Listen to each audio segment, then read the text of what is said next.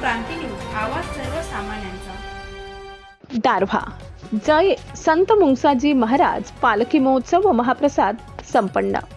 दारव्हा तालुक्यातील लाडखेड या गावात माऊली जय मुंगसाजी माऊलीच्या गजरात संताजी मुंगसाजी महाराजांच्या जयघोषाने लाडखेड परिसरात दुमदुमले। दिनांक 24 फेब्रुवारी धामणगाव येथे भगवान श्री मुंगसाजी माऊली पुण्यतिथी उत्सवात सहभागी होण्याकरिता यवतमाळ येथून पायी पालखीचे प्रस्थान झालेले आहे। सदर पालखीचा श्री दक्षेश्वर संस्थान लाडखेड येथे दिनांक 20/2/2026 च्या सायंकाळी 7 वाजेच्या सुमारास आगमन झालेले असून मुक्काम झालेला होता।